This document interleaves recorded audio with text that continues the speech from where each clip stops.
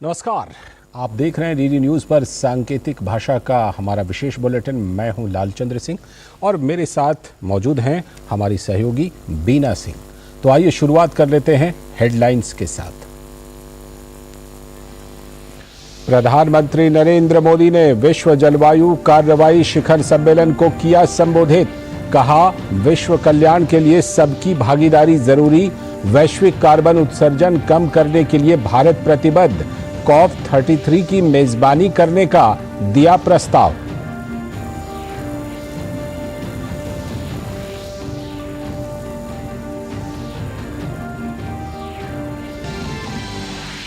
प्रधानमंत्री नरेंद्र मोदी ने संयुक्त राष्ट्र महासचिव एंटोनियो गुतेरेस से की मुलाकात। कई अहम मुद्दों पर हुआ विचार विमर्श। कई वैश्विक नेताओं से भी मिले पीएम।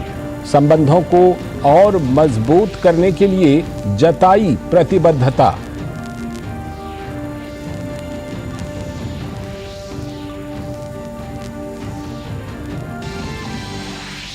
राष्ट्रपति द्रौपदी मुर्मू ने पुणे में सशस्त्र बल मेडिकल कॉलेज को प्रदान किया राष्ट्रपति का निशान। चिकित्सा के क्षेत्र में अनुसंधान और नई तकनीक के प्रयोग पर जोर देने का किया आह्वान।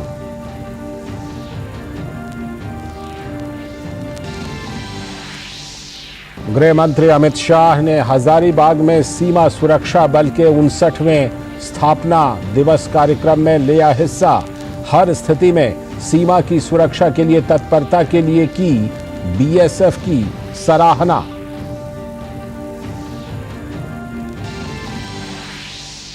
और भारत और ऑस्ट्रेलिया के बीच चौथा T20 मैच रायपुर में आज। 5 मैचों की सीरीज में भारत 2-1 से आगे। सीरीज जीतने के लिए टीम इंडिया के इरादे बुलंद।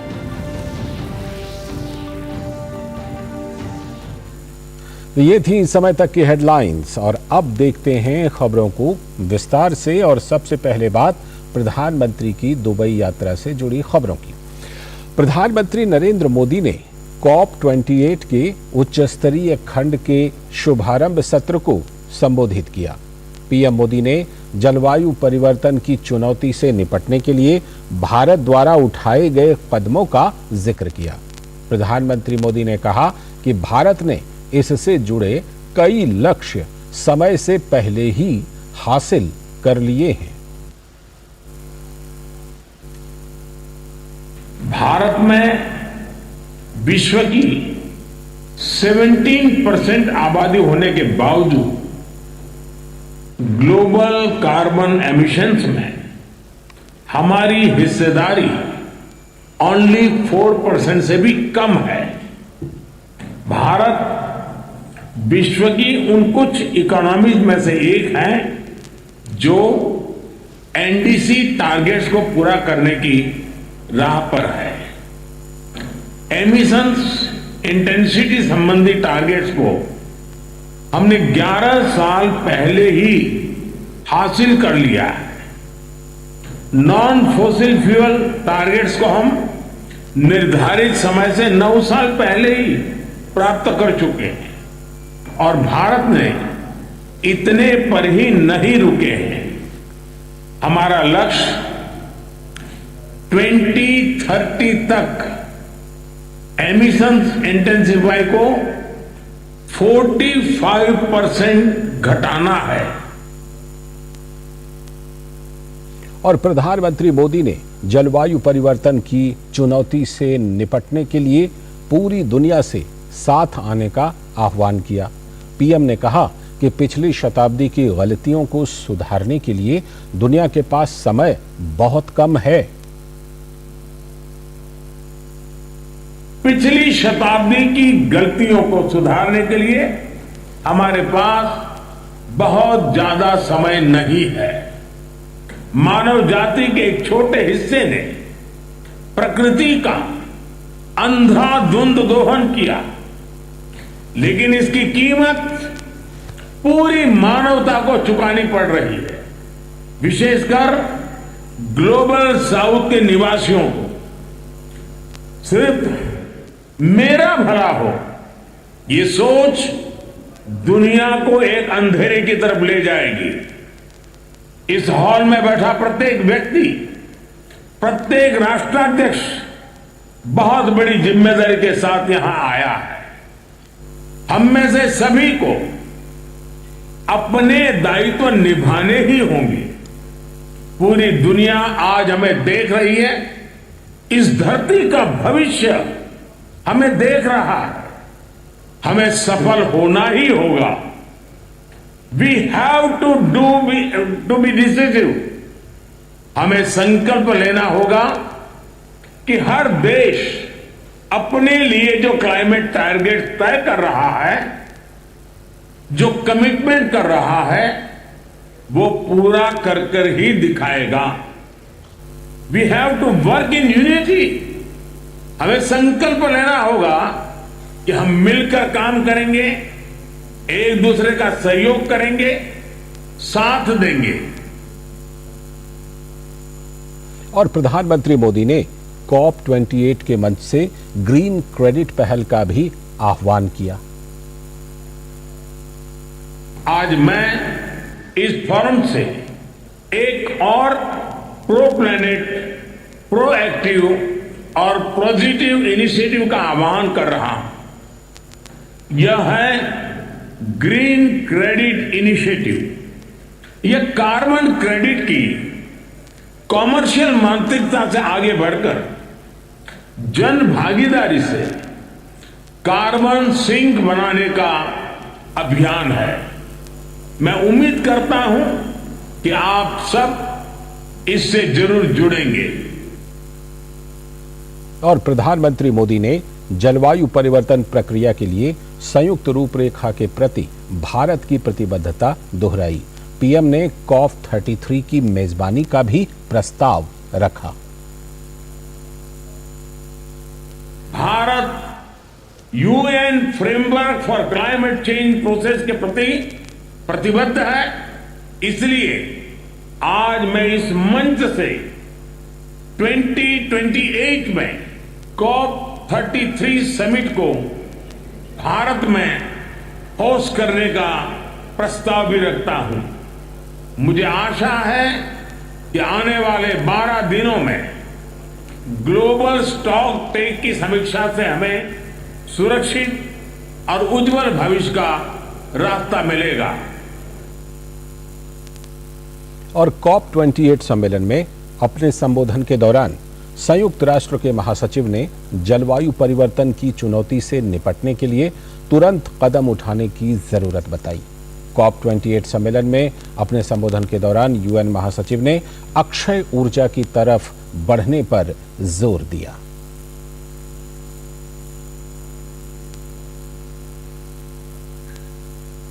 और वहीं COP28 के उद्घाटन सत्र के दौरान संयुक्त अरब अमीरात के राष्ट्रपति मोहम्मद बिन जायद अल नहयान ने $30 बिलियन के एक जलवायु कोष की घोषणा की।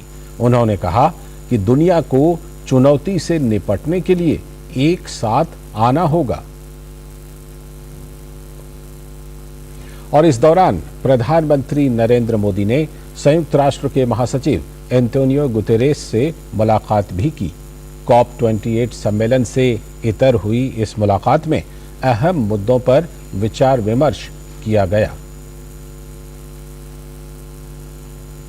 इसके साथ ही प्रधानमंत्री नरेंद्र मोदी ने जॉर्डन के राजा अब्दुल्ला बिन हुसैन से दुबई में मुलाकात की। सोशल मीडिया प्लेटफॉर्म X पर मुलाकात की तस्वीर साझा करते हुए पीएम मोदी ने दोनों देशों की गहरी दोस्ती का जिक्र किया। पीएम ने लिखा कि हम अपने संबंधों को और मजबूत करने के लिए तत्पर हैं। और प्रधानमंत्री मोदी ने दुबई में उज्बेकिस्तान के राष्ट्रपति शौकत मिर्जियोयेव से भी मुलाकात की। साथ ही पीएम ने ताजिकिस्तान के राष्ट्रपति इमाम अली रहमान से भी मुलाकात की।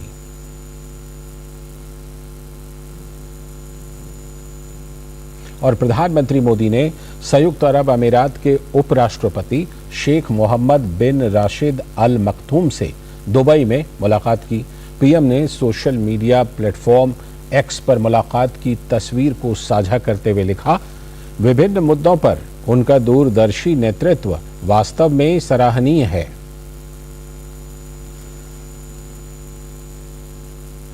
और प्रधानमंत्री नरेंद्र मोदी ने नीदरलैंड के प्रधानमंत्री मार्क रुटे से दुबई में मुलाकात की। दोनों नेताओं ने विचारों का आदान प्रदान किया। साथ ही प्रधानमंत्री मोदी ने बहरीन के शासक हमाद बिन ईसा अल खलीफा से दुबई में मुलाकात की। पीएम ने सोशल मीडिया प्लेटफॉर्म एक्स पर मुलाकात की तस्वीर साझा करते हुए लिखा कि भारत बहरीन के साथ मजबूत और स्थायी संबंधों को बहुत महत्व देता है। और प्रधानमंत्री मोदी ने श्रीलंका के राष्ट्रपति रानिल विक्रमसिंघे से भी दुबई में मुलाकात की और दोनों नेताओं ने विचारों का आदान प्रदान किया। और इससे पहले जब प्रधानमंत्री नरेंद्र मोदी COP28 सम्मेलन कार्यस्थल पर पहुंचे तो उनका बेहद गर्मजोशी से स्वागत किया गया। संयुक्त अरब अमीरात के राष्ट्रपति मोहम्मद बिन जायद अल नहयान ने पीएम मोदी का स्वागत किया। तो वहीं आगमन के दौरान संयुक्त राष्ट्र महासचिव एंटोनियो गुतेरेस ने भी पीएम का अभिनंदन किया। और COP28 सम्मेलन के दौरान मेहमानों ने ग्रुप फैमिली फोटो में भी हिस्सा लिया। प्रधानमंत्री नरेंद्र मोदी सहित दुनिया के बड़े नेता इस सम्मेलन में शामिल हैं।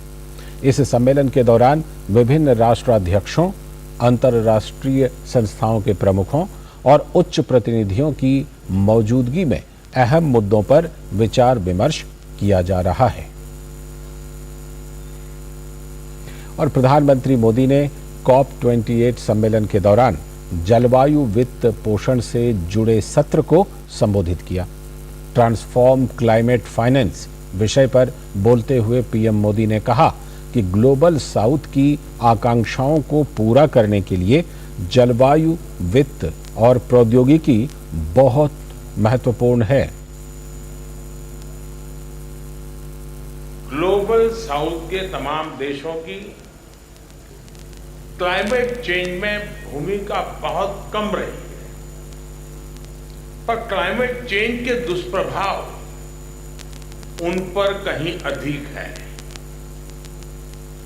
संसाधनों की कमी के बावजूद ये देश क्लाइमेट एक्शन के लिए प्रतिबद्ध है। ग्लोबल साउथ की आकांक्षाओं को पूरा करने के लिए क्लाइमेट फाइनेंस और टेक्नोलॉजी बहुत ही जरूरी है। ग्लोबल साउथ के देशों की अपेक्षा है कि क्लाइमेट चेंज का मुकाबला करने के लिए विकसित देश उनकी अधिक से अधिक मदद करें। ये स्वाभाविक भी है और न्यायोचित भी है। और प्रधानमंत्री नरेंद्र मोदी ने जलवायु वित्त पोषण की दिशा में यूएई की पहल का स्वागत किया। पीएम ने आशा जताई कि COP28 से महत्वपूर्ण बिंदुओं पर निर्णायक प्रगति होगी। हम उम्मीद करते हैं COP समिट से क्लाइमेट फाइनेंस से जुड़े अन्य विषयों पर भी ठोस परिणाम निकलेंगे। पहला, COP28 में new collective quantified goal on climate finance पर वास्तविक प्रगति होगी। दूसरा, ग्रीन क्लाइमेट फंड और एडप्शन फंड में कमी नहीं होने दी जाएगी। इस फंड की त्वरित भरपाई की जाएगी। तीसरा, मल्टीलेटरल डेवलपमेंट बैंक्स विकास के साथ साथ क्लाइमेट एक्शन के लिए भी एफोर्डेबल फाइनेंस उपलब्ध कराएंगे। और चौथा, विकसित देश 2050 से पहले अपना कार्बन फुटप्रिंट जरूर खत्म करेंगे। बुलेटिन में आगे देखेंगे आज की कुछ और बड़ी खबरें, लेकिन अभी वक्त है एक छोटे से ब्रेक का। 5 राज्यों में आ गई नतीजों की बारी। राजस्थान के रण में कौन जीतेगा बाजी? क्या मध्य प्रदेश में बीजेपी करेगी वापसी? छत्तीसगढ़ में किसकी बनेगी सरकार? तेलंगाना में किसका होगा राज? मिजोरम में कौन संभालेगा सत्ता? 3 दिसंबर को मिलेगा इन सवालों का जवाब। पल पल बदलते मतगणना के रुझानों पर होगी पैनी नजर। होगा हर हार जीत पर सटीक विश्लेषण। 3 दिसंबर को सुबह 7 बजे से लगातार सिर्फ डीडी न्यूज पर। फोटो देख रहे हैं, मैं वो कोई फैक्ट चेकर चलता है। राज्यसभा आज करेंगे वो सवाल है।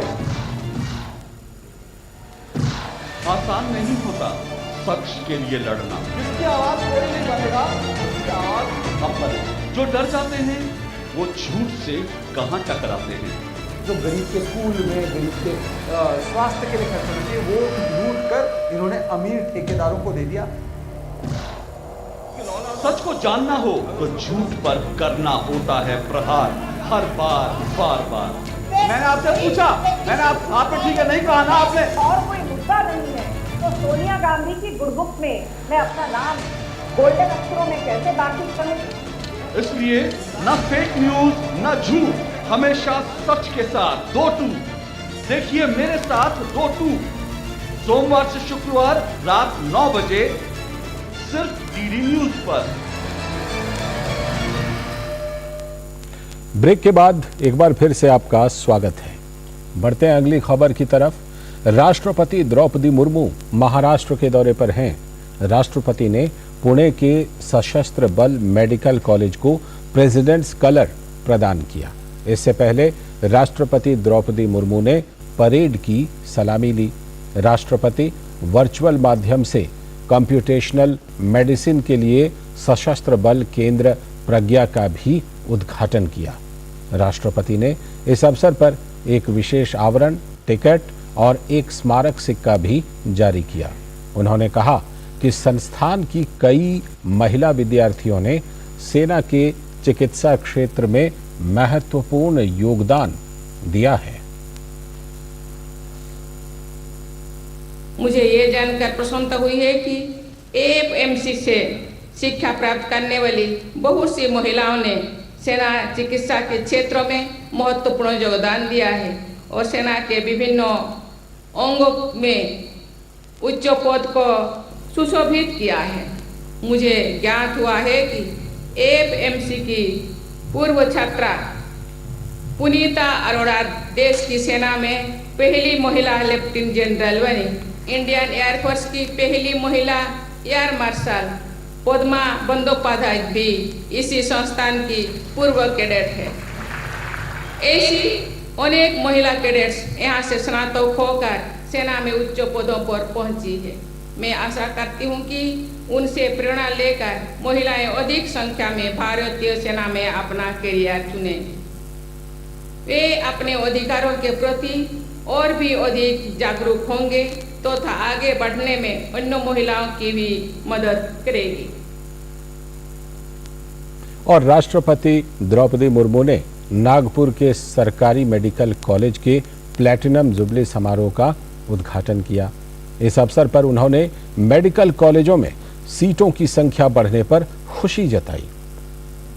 राष्ट्रपति ने प्रधानमंत्री जन आरोग्य योजना की सराहना करते हुए कहा कि इससे गरीब लोगों को बेहतर चिकित्सा सुविधा प्रदान की जा रही है।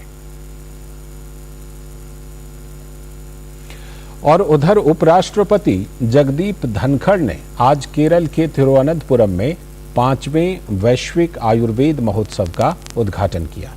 उपराष्ट्रपति ने कहा कि इस वैश्विक आयुर्वेद महोत्सव का एक बड़ा पहलू यह है कि यह भगवान की अपनी भूमि केरल में है।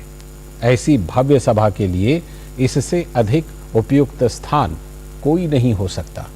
मुझे यकीन है कि विचार विमर्श से सार्थक परिणाम निकलेंगे जो स्वास्थ्य और मानव कल्याण को और मजबूत करेंगे।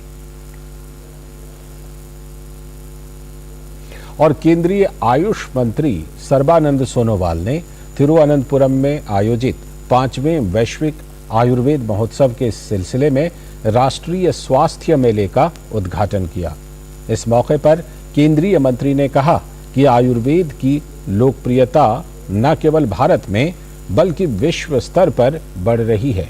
साथ ही उन्होंने कहा कि प्रधानमंत्री नरेंद्र मोदी के नेतृत्व में विश्व स्तर पर आयुर्वेद का नाम बढ़ा है। विदेशों से लोग इसी कारण से आयुर्वेदिक उपचार के लिए केरल जैसे राज्यों को चुनते हैं। अगली खबर, बीएसएफ आज अपना 59वां स्थापना दिवस मना रहा है। केंद्रीय गृह मंत्री अमित शाह ने 59वें बीएसएफ स्थापना दिवस के अवसर पर झारखंड के हजारीबाग में आयोजित कार्यक्रम में हिस्सा लिया। अमित शाह ने ड्यूटी के दौरान प्राणों का बलिदान देने वाले बीएसएफ कर्मियों को श्रद्धांजलि दी और गृह मंत्री अमित शाह ने कहा कि आज पीएम मोदी के नेतृत्व में देश हर क्षेत्र में तरक्की की है। गृह मंत्री अमित शाह ने कहा कि बीएसएफ जवान अपने सभी त्योहार सीमावर्ती एवं दुर्गम स्थानों में मनाते हैं। बीएसएफ जवानों का यही बलिदान देश को सुरक्षित रखता है। मुझे मालूम है आप आपकी ड्यूटी करते वक्त दीपावली का दिया भी सरहद पर जलाते हो, होली बर्फीली पहाड़ों पर मनाते हो और छठ दुर्गम नदियों के पानी के अंदर बिताते हो। मगर आपका ये बलिदान इस देश को सुरक्षित करता है और मैं आज आपको बताना चाहता हूं, जिस देश की सीमाएं सुरक्षित नहीं होती वो देश कभी विकसित नहीं हो सकता, वो देश कभी समृद्ध नहीं हो सकता। और प्रधानमंत्री नरेंद्र मोदी ने सीमा सुरक्षा बल के स्थापना दिवस पर बीएसएफ को बधाई दी है। उन्होंने सोशल मीडिया एक्स पर पोस्ट लिखकर कहा, बीएसएफ के स्थापना दिवस पर हम इस उत्कृष्ट बल की सराहना करते हैं जिसने हमारी सीमाओं के संरक्षक के रूप में अपनी पहचान बनाई है। हमारे राष्ट्र की रक्षा में उनकी वीरता और अटूट भावना उनके समर्पण का प्रमाण है। मैं प्राकृतिक आपदाओं के मद्देनजर बचाव और राहत कार्यों के दौरान बीएसएफ की भूमिका की भी सराहना करना चाहूंगा। नेपाल की राजधानी काठमांडू में भारतीय दूतावास और नेपाल सरकार के वित्त मंत्रालय ने विभिन्न विकास परियोजनाओं की समीक्षा बैठक की। बैठक में अनुदान सहायता और विभिन्न ऋण श्रृंखलाओं के तहत विभिन्न क्षेत्रों में चल रही परियोजनाओं पर चर्चा हुई। बैठक में भारत और नेपाल के बीच सहयोग के संभावित क्षेत्रों पर भी विचार विमर्श किया गया। उत्तर प्रदेश के मुख्यमंत्री योगी आदित्यनाथ ने उत्तरकाशी सुरंग हादसे में बचाए गए उत्तर प्रदेश के 8 श्रमिकों से लखनऊ में मुलाकात की और उत्तरकाशी के सिलक्यारा सुरंग से बचाए गए श्रमिक मंजीत का लखीमपुर खीरी पहुंचने पर स्वागत किया गया। लखीमपुर खीरी में जिला मजिस्ट्रेट, पुलिस अधीक्षक और अन्य अधिकारियों ने मंजीत का गर्मजोशी से स्वागत किया और उत्तराखंड के सिलक्यारा सुरंग से ही सुरक्षित निकाले गए बिहार के 5 श्रमिक आज पटना पहुंच गए। पटना हवाई अड्डे पर श्रमिकों का स्वागत किया गया। इस मौके पर श्रमिकों के परिजन भी पटना एयरपोर्ट पर मौजूद रहे। और अब खबर खेल के मैदान से। भारत और ऑस्ट्रेलिया के बीच 5 मैचों की T20 सीरीज का चौथा मुकाबला आज रायपुर में खेला जाएगा। फिलहाल सीरीज में भारत ने 2-1 से बढ़त बना रखी है। तो इस विशेष समाचार बुलेटिन में फिलहाल के लिए इतना ही। मुझे और मेरी सहयोगी बीना सिंह को दीजिए अनुमति, लेकिन डीडी न्यूज़ पर खबरों और कार्यक्रमों का सिलसिला लगातार जारी है। नमस्कार।